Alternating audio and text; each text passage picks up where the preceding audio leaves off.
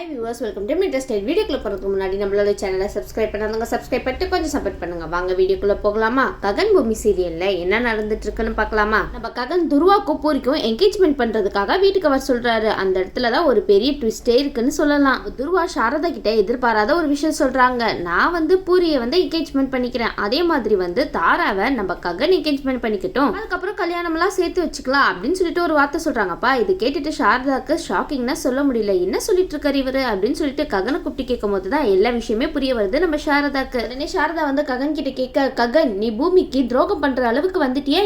என்னச்சு உனக்கு? ஏன் இந்த மாதிரிலாம் பண்ணிட்டு இருக்க அப்படின்னு சொல்லிட்டு ஒரு பக்கம் சண்டை போட ககன் சொல்றாங்க, அம்மா நான் பூரிக்காக எந்த எல்லைக்கு வேணாலும் போவேன், எனக்கு அவளோட வாழ்க்கை மட்டும்தான் முக்கியம், அதனாலதான் நான் இந்த கல்யாணத்துக்கு ஓகே சொன்னேன் அப்படின்னு சொல்ல சாரதாக்கு அதை விட பெரிய ஷாக்கிங் ஆகுது. இந்த பக்கம் நம்ம சாரதா இதெல்லாம் வேலைக்கு ஆகாது, நம்ம பூமிக்கு கால் பண்ணி சொல்லலாம்னு சொல்லிட்டு எல்லா விஷயத்தையுமே நம்ம பூமி கிட்ட கால் பண்ணி சொல்றாங்க. நம்ம பூமியை சரி நான் பாத்துக்கிறேன் அப்படின்னு சொல்லிட்டு துருவாக்கு தான் டைரக்டா கால் பண்றாங்க. நம்ம பூமி துருவாக்கு கால் பண்ணிட்டு, இங்க பாருங்க நீங்க துருவா தானே, நான் பூமி பேசுறேன், நான் யாருன்னு உங்களுக்கு தெரியுமா? ககனோட ஒய்ஃப் அப்படின்னு சொன்ன உடனே நம்ம ககனுக்கு தூக்கி வாரி போடுது. என்ன ககனோட ஒய்ஃபா அப்படின்னு சொல்லிட்டு கேட்கும் போது நம்ம ககனும் அதே இடத்துல தான் இருக்காரு. இதே நம்ம ககன் இதை கேட்டுட்டு சாரதாவை மறைச்சு பார்த்துட்டு இருக்காரு. இதெல்லாம் உங்க வேலை தானம்மா அப்படின்னு சொல்லிட்டு. ஆமா, இப்ப எனக்கும் அவருக்கும் கொஞ்சம் மன கஷ்டம், அதனால நாங்க பிரிஞ்சிருக்கோம். ககன் நாங்க மொத்தமா பிரிஞ்சு போயிட்டோம்னு அர்த்தம் கிடையாதே, உங்களோட தங்கச்சிய ககனுக்கு கல்யாணம் பண்ணி கொடுக்க போறீங்களாமே? கேள்விப்பட்டேன், பொண்டாட்டி உயிரோடு இருக்கும் போது நீங்க இந்த மாதிரி காரியத்தை இப்படி பண்ணுவீங்க அப்படின்னு சொல்லிட்டு நம்ம பூமி பூமி சொன்னதை கேட்டு உடனே துருவா அந்த இடத்த விட்டு எந்திரிச்சு, இங்க பாருங்க ககன், எதுக்காக நீங்க இந்த விஷயத்த போய் எங்க கிட்ட மறைச்சிங்க, எதுக்காக மறைக்கணும் அப்படின்னு சொல்லிட்டு கேள்வி மேல கேள்வி கேட்க ஆரம்பிச்சிட்டாங்க. உடனே ககன் திருன்னு முழிக்க ஆரம்பிக்கிறாரு. உடனே நம்ம துருவா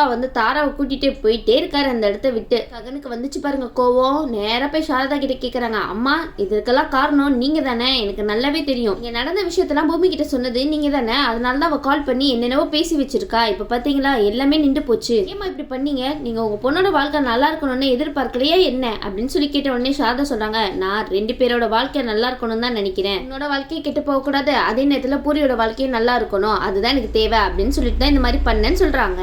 ககன் சாரதா சொன்னதை கேட்டு இன்னும் கோவப்பட்டு, இங்க பாருங்கம்மா பூமியை நானும் என்னைக்குமே செய்ய முடியாது, அவ பண்ண காரியத்துக்கு அவளை நான் திருப்பி ஏத்துப்பேன்னு கணவனை கூட காணாதீங்க அப்படின்னு சொல்லிட்டு வேகமா போறாங்க.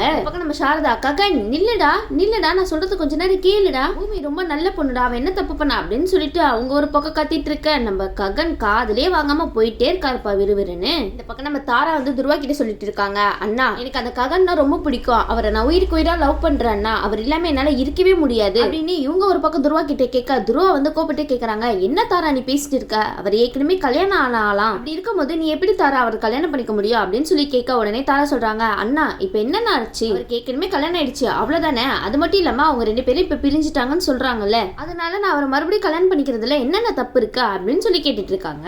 துருவா இங்க பாரு தாரா, உனக்கு காதல் காட்டினா மறைச்சிருச்சுன்னு நினைக்கிறேன், தயவு செய்து இந்த விஷயத்தை பத்தி என்கிட்ட மறுபடியும் பேசாத அப்படின்னு துருவா ஒரே வார்த்தையை அந்த இடத்துல போட்டு உடைச்சிடுறாரு. நம்ம தாரா என்ன பண்ண போறாங்கன்னு தெரியல. தாராவும் அவங்களால முடிஞ்ச அளவுக்கு கன்வின்ஸ் பண்ண ட்ரை பண்றாங்க துருவாவை. இந்த பக்கம் நம்ம அபூர்வா சொன்ன ஒரே ஒரு பொய்னால செரிய அதிகாரிங்க புடிச்சிட்டு போயிட்டு ஸ்டேஷன்ல உட்கார வச்சுட்டாங்க. அதுக்கப்புறம் என்ன, நம்ம பூமி ஒரு பக்கம் செரிய புடிச்சிட்டு போனதுல இருந்து ஓனா அழ ஆரம்பிச்சுட்டே இருக்காங்க. என்ன பண்றது ஏது பண்றதுன்னு தெரியாம முடிச்சிட்டு இருக்காங்க. அப்ப நம்ம பூமி உடனே சரி இந்த விஷயத்த நம்ம ககன் கிட்ட சொல்லியே ஆகணும் அப்படின்னு சொல்லிட்டு பூமி நடந்த எல்லா விஷயத்தையுமே ககன் கிட்ட சொல்லி முடிக்கிறாங்க. உடனே அபூர்வா ஏன் இப்படி பண்ணாங்க அப்படின்னு சொல்லிட்டு ககன் கேள்வி கேட்க, சரி என்னோட தம்பியை நான் காப்பாத்தியே தீருவேன் அப்படின்னு சொல்லிட்டு அவர் ஒரு பக்கம் போனை கட் பண்ணிடுறாரு. நம்ம பூமி நேரா போயிட்டு அபூர்வா தான் பாக்குறாங்க. இங்க பாரு அபூர்வா, நீ பண்ற காரியம்லாம் எதுவுமே சரியில்லை, நானும் நீ பண்ற ஒரு விஷயத்தையுமே கவனிச்சுட்டு தான் வந்துட்டு இருக்கேன், இன்னைக்கு நீ என்ன காரியம் பண்ணிட்டல, செரியே தப்பான கேஸ்ல புடிச்சு கொடுத்துட்ட, அது மட்டும் இல்லாம அவன் மேல அபண்டமா பொய் சுமத்திருக்கே, இதுல நியாயமா சொல்லு கூட, உனக்கு மனசாட்சியே இல்லையா அபூர்வா, எப்படி உன்னால இந்த மாதிரிலாம் பொய் சொல்லிட்டு இருக்க முடியுது அப்படின்னு சொல்லிட்டு நம்ம பூமி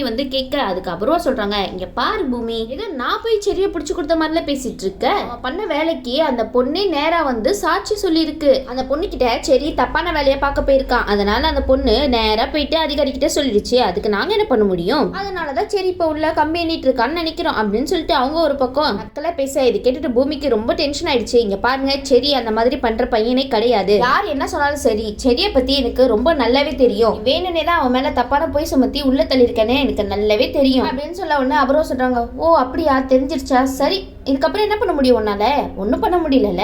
ஆமா, நான் தான் எல்லாமே பண்ணேன். இப்ப அதுக்கு என்ன? இப்போ உன்னால என்ன பண்ண முடிஞ்சிச்சு? செடியை கூட்டிட்டு போகும்போது உன்னால காப்பாத்த முடிஞ்சிச்சா? காப்பாத்த முடியல. சும்மா பார்த்துட்டு அழுதுட்டு தானே நின்றுட்டு இருந்த. உன்னால எதுவும் பண்ண முடியல. நீ கஷ்டப்படணும் பூமி, அதுதான் எனக்கு வேணும் அப்படின்னு சொல்லிட்டு இருக்காங்க நம்ம அபூர்வா. இதெல்லாம் கேட்டுட்டு பூமி சொல்றாங்க, இந்த பிரச்சனையில இருந்து செடியை எப்படி வெளியே கொண்டு வரணும்னு ககனுக்கு தெரியும் அப்படின்னு சொன்ன உடனே அபூர்வா ஷாக் ஆகுறாங்கப்பா. உடனே அபூர்வா சொல்றாங்க, அச்சோ பயமா இருக்கே, ககன் நல்லா என்ன பண்ண முடியும்? நீ எப்படி சும்மா நின்றுட்டு இருந்தியோ அதே மாதிரிதான் அவனாலே இருக்க முடியுமே தவிர செடியை யாருனாலுமே காப்பாற்ற முடியாது. அந்த பொண்ணே நேரடியா வந்து இல்ல இவன் இப்பெல்லாம் தப்பு பண்ணல அப்படின்னு சொல்லி எழுதி கொடுத்தா மட்டும்தான் அவனை வெளியே விடுவாங்களே தவிர நீங்க 2 பேரும் அதிகாரி கிட்ட என்னன்னு ப்ரூஃப் பண்ணுவீங்க? உங்ககிட்ட ஏதாவது ப்ரூஃப் இருக்கா என்ன? இல்ல ஆனா என்கிட்ட அந்த பொண்ணு இருக்கு ப்ரூஃப்க்கு. அந்த பொண்ணா மனசு வச்சாதான் சரி வெளியே வர முடியும், இல்லன்னா காலத்துக்கும் கம்பி எண்ணிட்டே இருக்க வேண்டியதான் அப்படின்னு சொல்லிட்டு ரொம்ப பயங்கரமா பேசிட்டு இருக்காங்க நம்ம அபூர்வா. இந்த பக்கம் நம்ம பூமி அடிச்ச உங்ககிட்ட எல்லாம் பேசுறதே வேஸ்ட், நீ எல்லாம் என்ன மனுஷியோ அப்படின்னு சொல்லிட்டு விறுவிறுன்னு வந்துடுறாங்க. உடனே அபூர்வா வந்து சொல்றாங்க, காப்பாத்த போறாங்களாமே.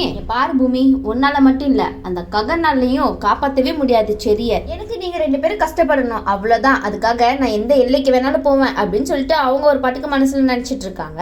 இந்த பக்கம் நம்ம பூமியோ செடி எப்படி வெளியே கொண்டு வருது அப்படின்னு சொல்லிட்டு ஆழ்ந்த சிந்தனையில இருக்காங்க. உடனே சந்திரா அந்த இடத்துக்கு வராங்க. பாரு பூமி, நீ அந்த செடிக்காக ஏதாவது பண்ணி அவனை வெளியே கொண்டு வரலாம்னு நினைச்ச, அதுக்கப்புறம் நீ இந்த வீட்லயே இருக்க முடியாது, என்ன புரியுதா அப்படின்னு சொல்லிட்டு ஒரு பக்கம் மிரட்டுறாங்க. அவன் பண்ண காரியத்துக்கு ஜெயில இருக்கிறதா கரெக்டான விஷயம், என்ன புரியுதா? நீ பாட்டுக்கு அவனுக்கு போய் ஹெல்ப் பண்ற, அது பண்ற, இது பண்றேன்னு சொல்லிட்டு ஏதாவது பண்ணனா அதுக்கப்புறம் உனக்கு தான் பிரச்சனை அப்படின்னு சொல்லிட்டு இருக்காரு நம்ம சந்திரா. உடனே நம்ம பூமிக்கு சந்திரா பேசினதை கேட்டுட்டு இன்னும் தூக்கி வாரி போட்டுச்சுன்னே சொல்லலாம். அச்சோ என்னடா இது, அப்பா இப்படி சொல்லிட்டு போயிட்டாரு, இப்ப நான் என்ன பண்றது?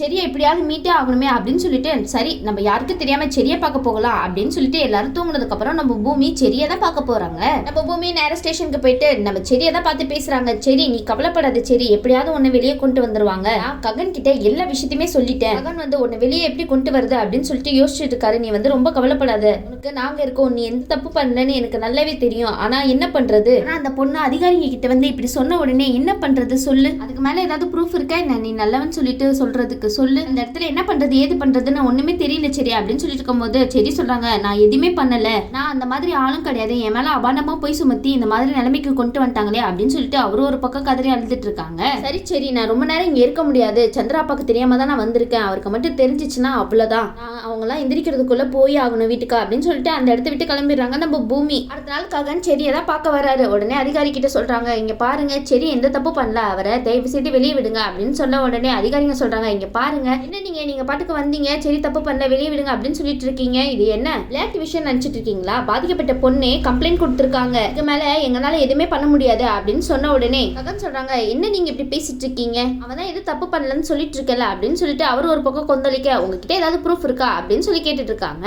ககன் ஏதாவது ப்ரூஃப் இருக்கா? இல்ல அப்போ உங்க வார்த்தை அந்த இடத்துல எடுபடாதுன்னே சொல்லலாம். உடனே அதிகாரிங்க சொல்றாங்க, இங்க பாருங்க தேவையில்லாம இங்க வந்து கத்திட்டு இருக்காதீங்க, எதுவா இருந்தாலும் கோர்ட்ல வந்து பாத்துக்கோங்க அப்படின்னு சொல்ல இந்த பக்கம் நம்ம ககன் ஒரு வழியா அமைதியாகி சரி நான் செடிக்கிட்ட பேசலாமா அப்படின்னு சொல்லிட்டு கேக்குறாங்க. நம்ம அதிகாரியும் சரி சீக்கிரமா பேசிட்டு இங்க இருந்து கிளம்பிடுங்க அப்படின்னு சொன்ன உடனே செடிக்கிட்ட தான் போய் பேசுறாங்க நம்ம ககன். சரி வந்து அண்ணா நான் எதுவுமே தப்பு பண்ணலண்ணா, என்ன நம்புங்க, என் மேல வேணுனே இவ்வளவு பெரிய பழி தூக்கி போட்டிருக்காங்க, நான் எதுவுமே பண்ணல, நீங்களாவது என்ன நம்புங்கண்ணா அப்படின்னு சொல்லிட்டு ஒரு பக்கம் கதறி அழுதுட்டு இருக்காங்க நம்ம சரி. உடனே ககன் சொல்றாங்க, இங்க பாரு சரி எனக்கு உன்னை பத்தி நல்லாவே தெரியும், நீ யாரு எப்படிப்பட்டவன்னு, நீ இதுக்கெல்லாம் கவலைப்படாத சரி, உன்னை எப்படியாவது நான் வெளியே கொண்டு வர ட்ரை பண்றேன் அப்படின்னு சொல்லிட்டு ஒரு அட்வொகேட்டை தான் நம்ம ககன் அந்த இடத்துல ரெடி பண்றாரு. அதுக்கு முன்னாடி நம்ம ககன் ஒரு விஷயத்த பண்றாருப்பா, நேரா போய் அபூர்வாவை தான் பாக்குறாங்க. அபூர்வா உனக்கு எவ்வளவு தைரியம் இருந்தா செடி மேல இப்படி ஒரு பொய்யை தூக்கி சுமத்திருப்ப, நீலாம் ஒரு மனுஷியாச்சு, இன்னும் எவ்வளவு கேவலமான வேலையெல்லாம் பார்க்க காத்துட்டு இருக்க அப்படின்னு சொல்லிட்டு கண்ணா பின்னான்னு திட்டிட்டு இருக்காரு நம்ம அபூர்வாவை. உடனே நம்ம அபூர்வா வந்து வார்த்தையா அளந்து பேசு, யார்கிட்ட பேசிட்டு இருக்கேன்னு தெரியுமா?